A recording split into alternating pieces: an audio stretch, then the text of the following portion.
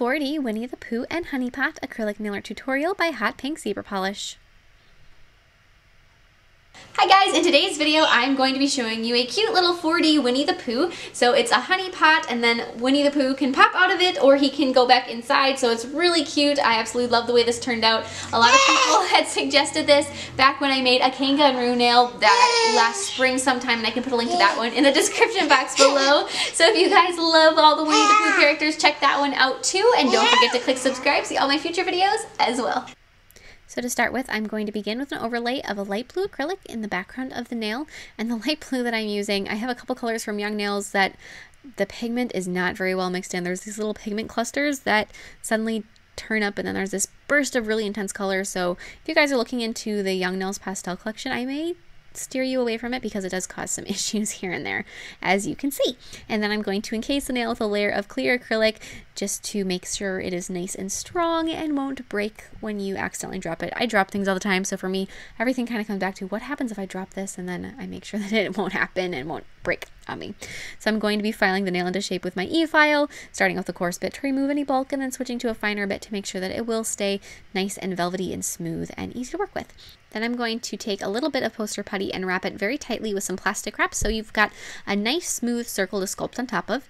Then with a darker shade of blue, it doesn't have to be a dark blue, but like a medium or a sky blue, I'm going to take and I'm going to sculpt the outside of my honey pot. So just layer that acrylic over the outside. You don't need to make a full circle with it. You want it to be almost like a half circle. An open-ended half circle, you could look at it as. And after you have that done, you can go ahead and set that to the side for just a moment.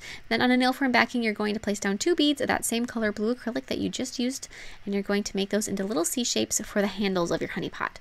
And then you're going to take and you're going to glue your honey pot to the nail. So just place down some nail glue, hold that honey pot in place, and then after you have that where it's glued down, take some more of the blue acrylic and perfect the shape. I know mine, after I peeled it off, my little half circle or my little circle former that I was using, it wasn't quite as circular as I had been hoping.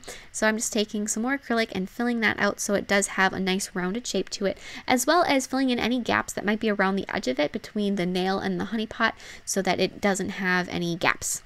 And then add a little bit of a thicker rim on the honey pot right at the top. So just take a little bit more of that blue acrylic and sort of layer it right along the edge and create a bit of a line going through so it has a brim on it. And keep adding layers of acrylic until you're happy with the shape of it. I know every once in a while I would look at mine again and I'd be like, oh, it's not nearly as round as I want it to be. So I'd add a little bit more acrylic to it here and there. And if the main idea with this is you need to make sure that you have a pocket in the nail between the honey pot and the nail itself so that you have a place for your Winnie the Pooh to be when he's not out of the honey pot, if you know what I mean, like when he pops out of the nail. So make sure that it's not too flat, but as long as that's not the case, as long as there's plenty of space inside it, you can keep adding more acrylic to the outside of it until you are happy with the shape and it looks how you want it to look. There's not a problem there whatsoever. So I added one last bead over the top of it just like that to really round it out, make sure it does look exactly how I had it envisioned in my mind. And then I'm going to take those 2 little handles that we made on the nail form backing and I'm going to glue them in place. So I picked one up. It's easier to grab these with the tweezers than with your fingers because they really are so small that I know for me, my fingers, they just aren't going to grab that and place them very easily. I'm probably going to end up with glue from my hand all the way up to my elbow if I tried to pick them up and place those with just my fingers. So a tweezers is a super helpful thing to have in your nail kit nearby, and then add some more of that blue acrylic on those handles to secure them and make sure they're not just going to break off. So add just a little bit here and there, kind of top and bottom, fill them out some, and that's going to really keep them nice and strong, just like so. And then I'm going to take some gold acrylic and I'm going to add a little bit of honey on the edge of my honey pot. So I'm using metallic gold. This one is from Young Nails, and if you guys are thinking that I'm anti-Young Nails for my comment about their pastels, that is just related to their pastels. Their metallic gold is stunning, which is the color that I'm using here. I'm going to drill a little hole in the bottom of my honey pot with a very narrow bit, and then I'm going to take a darker shade of blue paint and I'm going to paint a stripe going across my honey pot for the label on it. So this is ever so slightly darker. It's not a huge difference in color, but you just want to add a different one. And if you don't have a different shade of blue that you like, you don't need to. If you look at the different images of Winnie the Pooh and honey pots and different things that I came across when I was looking for reference images for this, I saw that there are so many different ways that they have illustrated the honey pot in the past that you can really have fun with it and make it, you know, a little different. There's no problem adding your own little twist to it. Then write honey on it, Hunny. The first N is going to be backwards. So for me, that's actually really hard to do because I don't know, you just have to add the line backwards and you have to put a little more thought into that. So write honey on there with white paint and then apply some gel sealer to the background. And then some matte top coat over the Honeypot. And that base to the nail is all done. So now to make your Winnie the Pooh on a nail form backing, I'm going to start by sculpting his head with yellow acrylic. Just like that, just kind of work on it a little bit. When you're working on a nail form backing, if you're adding much definition to the shape at all, you kind of have to let it set just a little bit before you can start shaping it, because it will just run right back into whatever way it wants to go until it begins to harden some. And then add the shirt with red acrylic. Place that down just like so, kind of pat it into place, press it in. You don't have to make an entire Winnie. You can do however much you want of him.